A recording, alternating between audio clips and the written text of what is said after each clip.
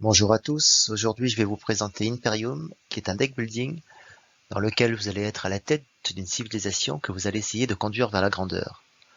Alors avant de commencer, je vous rappelle qu'il existe deux versions, la version classique et la version légende, qui sont exactement les mêmes jeux, ils partagent les mêmes règles, mais les civilisations dans la boîte légende sont bien plus complexes à jouer. Je ne saurais trop vous conseiller de partir sur la version classique pour débuter, même si vous êtes un adepte du deck building et que vous avez l'habitude de ce genre de jeu. Pour commencer cette mise en place, on va tout d'abord sélectionner une civilisation. Donc moi ici, je vais jouer la civilisation Moria. Et on va prendre sa carte puissance qu'on reconnaît avec ce symbole. On va ensuite chercher sa carte gloire qu'on reconnaît avec le rond dans le coin gauche inférieur et qu'on va venir placer juste au-dessus de sa carte puissance.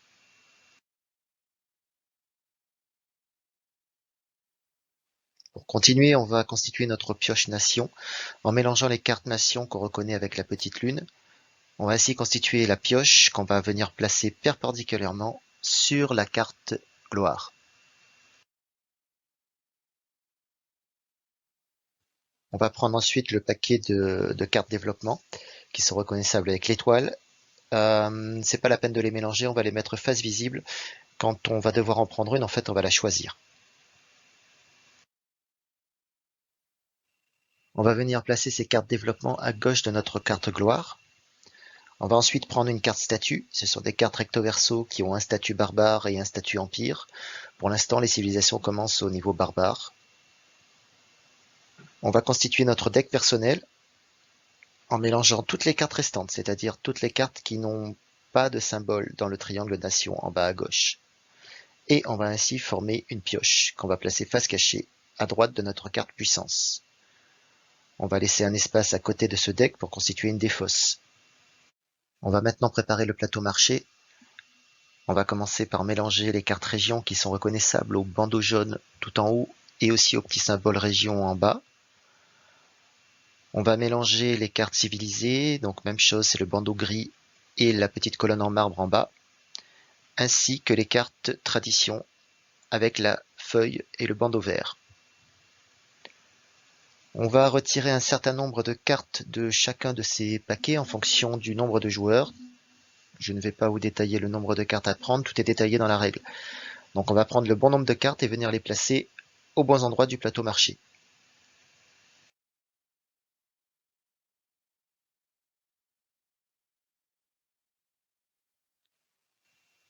On va placer les cartes instabilité face visible à l'endroit correspondant du marché. On va mélanger les cartes du paquet vassal, c'est-à-dire les cartes bleues. On va les mélanger avec les cartes région. Si vous vous souvenez, tout à l'heure, on avait enlevé un certain nombre de cartes région. Les cartes région, c'est les cartes jaunes. On avait aussi enlevé des cartes vertes, les cartes tradition, ainsi que les cartes grises, les cartes civilisées. On les avait retirées précédemment. Donc là, en fait, on va mélanger toutes ces cartes qu'on avait retirées avec les cartes vassales. Et cela va constituer la pioche principale. On va mettre toutes ces cartes face cachée horizontalement. On va ensuite prendre la carte roi des rois sur sa face A et la placer sur le plateau marché. On va mélanger les cartes mauves, c'est-à-dire les cartes renommées, et on va les placer face cachée, perpendiculairement à la carte roi des rois. On va piocher la première carte des paquets civilisés, tradition et région, et venir la mettre face visible en face de leur paquet respectif. Pour le paquet de la pioche principale, on va faire la même chose, mais on prend les deux premières cartes. Pour toutes les cartes ayant le symbole vassal, civilisé et tradition, c'est-à-dire toutes les cartes sauf les cartes jaunes, les régions, on va venir glisser une carte instabilité sous chacune d'elles.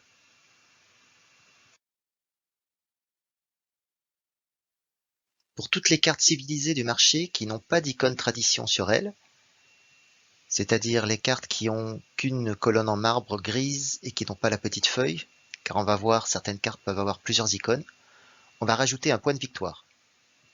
Pour finir, on va déterminer un premier joueur et lui donner la carte Solstice qu'il va placer à sa droite. Chaque joueur va également prendre 3 jetons matériaux et 2 jetons population qui sont les ressources du jeu. On va également prendre un jeton progrès qui correspond au point de victoire. Il est à noter qu'on peut également échanger à tout moment un jeton progrès contre un jeton population ou un jeton progrès contre 2 jetons matériaux. Avant d'entrer dans le vif du sujet, intéressons-nous d'abord à l'anatomie d'une carte. Tout d'abord, une carte peut être de plusieurs types.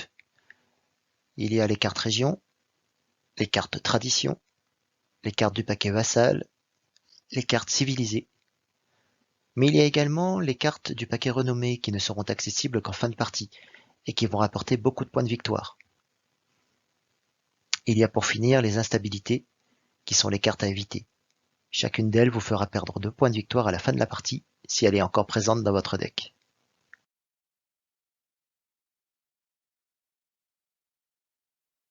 Les cartes peuvent comporter un symbole sur elles. Ce symbole sera important lors de l'activation de certains effets. Des cartes valent également des points de victoire. Il y a des points fixes. Par exemple, un point pour cette carte si elle est présente dans mon deck à la fin de la partie. D'autres points avec une petite étoile sont des points tributaires en fonction de ce que vous aurez acheté lors de la partie, d'où l'utilité des symboles que nous venons de voir. Et enfin, certains points de victoire qu'on reconnaît avec le point d'interrogation vont indiquer que le nombre de points de victoire que vous allez marquer va dépendre de l'emplacement de cette carte à la fin de la partie. Une partie se déroule en plusieurs manches. Chaque manche commence avec le joueur à la gauche de la carte solstice, puis se poursuit dans le sens horaire. Lorsque chaque joueur aura joué son tour, on effectuera alors la phase de solstice. Lorsque c'est votre tour de jouer, vous devez tout d'abord choisir parmi une des 3 actions qui sont disponibles. Vous effectuerez ensuite votre phase de nettoyage. Le jeu continue jusqu'à ce que soit déclenché un décompte ou un effondrement, ce qui mettra fin à la partie. Au début de la partie, chaque joueur va se constituer une main de 5 cartes qu'il va prendre de sa pioche, et il va également placer sur sa carte statut 3 jetons action ainsi que 5 jetons d'épuisement. À noter que Imperium étant un jeu asymétrique, certaines races ont une mise en place particulière. Il faudra bien sûr vous référer à la règle. Lorsque ce sera à vous de jouer, vous aurez le choix entre une des 3 actions qui seront toujours disponibles, à savoir activer, innover ou pacifier. L'action qu'on va utiliser le plus, c'est l'action d'activer. Je vais vous l'expliquer en dernier. Je vais commencer par les actions les plus faciles et celles qu'on fera le moins. À commencer par l'action de pacifier. Quand vous choisissez l'action de pacifier, vous allez pouvoir envoyer n'importe quel nombre de cartes d'instabilité de votre main dans la pile instabilité du marché. Ici, comme j'ai 2 cartes instabilité dans ma main, je vais pouvoir les remettre toutes les 2 dans leur paquet.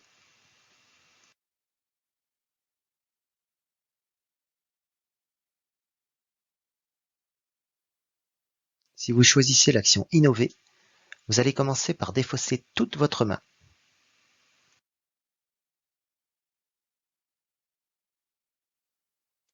Vous allez ensuite pouvoir choisir une carte visible du marché, ou si aucune carte ne vous plaît, vous allez pouvoir tenter votre chance et prendre la première carte face cachée d'une des pioches. Attention, la pioche renommée n'est naturellement pas accessible. Vous avez également accès à la pioche principale, mais comme il y a plusieurs types de cartes présentes dans ce tas, si vous choisissez de piocher dans la pioche principale, vous devez d'abord énoncer un type de carte, comme région ou civilisé. Vous allez alors révéler les cartes jusqu'à ce qu'une de ces cartes corresponde au type choisi. Je vais ensuite ajouter la carte choisie à ma main. Si des jetons sont présents sur la carte, je les prends tous. S'il y a une instabilité en dessous, je la défausse. Puis je complète le marché s'il le faut. Je vais ensuite vérifier le type de carte, et je vais mettre une instabilité en dessous s'il s'agit de n'importe quel type de carte à part les régions. Ici, la carte vient du paquet tradition. Il y a le symbole civilisé et tradition en dessus, ce n'est donc pas une carte région, du coup je rajoute une instabilité. La troisième action disponible est également celle que vous allez effectuer le plus souvent. Il s'agit de l'action activer. Vous allez pouvoir jouer les cartes de votre main et les placer dans votre zone de jeu.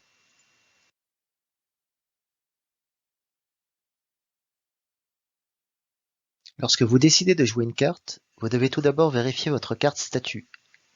La carte que vous allez jouer ne doit pas avoir d'icône, ou alors avoir la même icône que votre carte statut. C'est le cas ici pour la carte que je suis en train de jouer. La carte statue a une face barbare, qui correspond au début de la partie, mais également une face empire, car votre nation va pouvoir évoluer au fil de la partie. Il faudra alors retourner votre carte statue. Quand vous serez en empire, vous pourrez jouer les cartes avec l'icône empire, mais vous n'aurez plus accès aux cartes barbares. Vous devez ensuite défausser un jeton action pour pouvoir jouer la carte. Je vous rappelle qu'on en a 3 au début de la partie. Vous pourrez alors utiliser le pouvoir de la carte que vous venez de jouer. Comme vous avez 3 jetons action, vous allez pouvoir effectuer à chacun de vos tours un maximum de 3 actions. Mais bien sûr, vous n'êtes pas obligé d'utiliser les 3 jetons.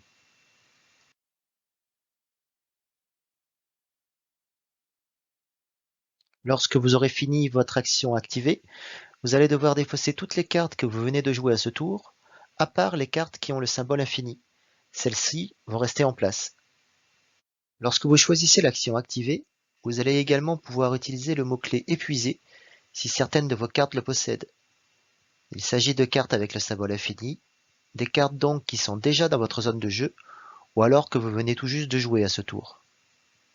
Pour pouvoir effectuer l'action du mot-clé épuisé, vous devez tout d'abord ajouter un jeton épuisé sur la carte. Vous pourrez ensuite faire le texte de l'action. Ici, je vais pouvoir piocher une carte et l'ajouter à ma main. Vous n'avez bien entendu pas le droit d'épuiser une carte si un jeton épuisé est déjà présent sur celle-ci. Lorsque vous ne voulez plus jouer de cartes, ou alors tout simplement que vous ne pouvez plus en jouer car vous n'avez plus de jetons action disponibles, viendra alors votre phase de nettoyage. Vous allez commencer par remettre vos 3 jetons action et vos 5 jetons épuisés sur votre carte statut. Vous allez ensuite ajouter un jeton progrès sur une des cartes du marché, celle que vous voulez. Vous pouvez ensuite défausser autant de cartes que vous le voulez, puis piocher jusqu'à avoir 5 cartes en main.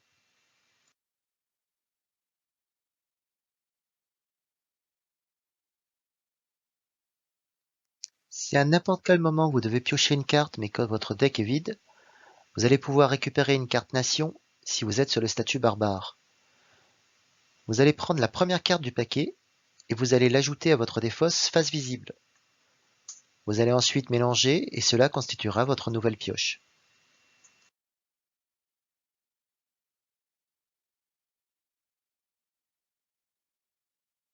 On va également ajouter un jeton épuisé sur le paquet nation, et si je dois repiocher par la suite et qu'il y a déjà un jeton épuisé sur le paquet, je ne peux pas prendre de carte. Cela évite qu'un joueur prenne 2 cartes dans le même tour. Mais n'oubliez pas que les jetons épuisés seront retirés pendant la phase de nettoyage. Une fois que vous aurez épuisé vos cartes nations qui étaient placées sur la carte gloire, c'est celle-ci que vous allez ajouter à votre deck. Quand vous épuisez entièrement ce paquet, votre nation évolue. Vous passez du statut barbare au statut empire.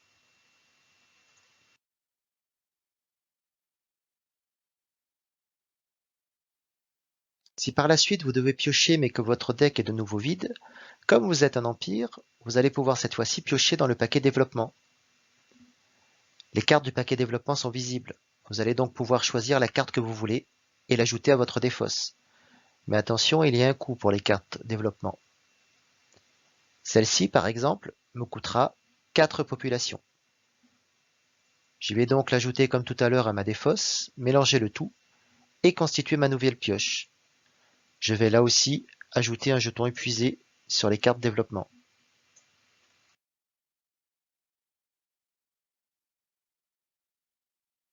Les règles d'Imperium sont assez simples, mais il y a plusieurs mots-clés à connaître.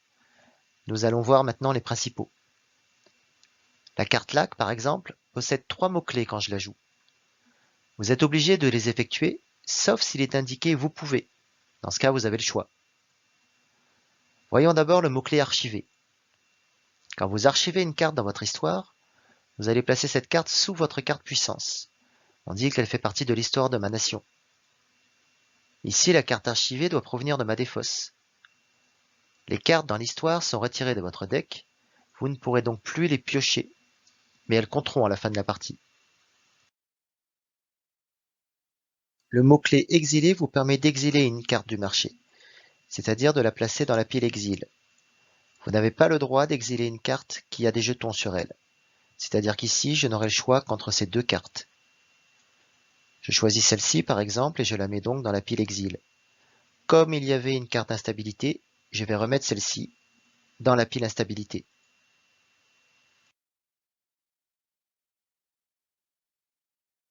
La carte LAC possède également le mot-clé réservé. Il est indiqué que je peux le faire, je ne suis donc pas obligé. Si je choisis de réserver une carte, je vais choisir une carte de ma main et venir la placer face visible sous la carte LAC.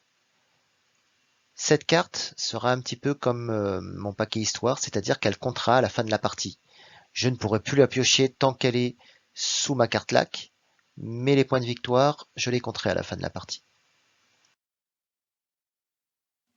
Le mot-clé acquérir va vous permettre de choisir une carte du marché et de l'ajouter à votre main. Attention, vous n'avez accès qu'aux cartes visibles du marché. Vous ne pouvez pas prendre la première carte face cachée d'un paquet. S'il y a des jetons sur la carte, vous les prenez également. Mais attention, s'il y a des cartes instabilité, vous les prenez aussi. Certaines cartes ont un effet passif, c'est-à-dire un effet qui sera valable tant que cette carte est dans votre zone de jeu. Ici, par exemple, si j'ai cette carte, mes cartes perdront l'icône barbare, c'est-à-dire que je pourrai même les jouer si je suis en empire. Il y a également le mot-clé solstice qui est très important. Lorsque tous les joueurs ont joué et qu'on revient au premier joueur, avant que celui-ci n'effectue un nouveau tour, on va effectuer un solstice. C'est-à-dire qu'on va vérifier si des joueurs ont des cartes avec le mot-clé solstice. Et on va alors appliquer leur effet. Ici, par exemple, je gagnerai 2 matériaux à chaque solstice. Lorsque vous jouez une carte avec le mot-clé rappelé, vous allez devoir envoyer une carte dans votre main. Ici, les éléphants indiens obligent mes adversaires à rappeler une carte région s'ils en avaient une dans leur zone de jeu. S'il y avait des cartes réservées sous la carte envoyée, il faut également remettre celle-ci dans la main. Voyons maintenant le mot-clé innover.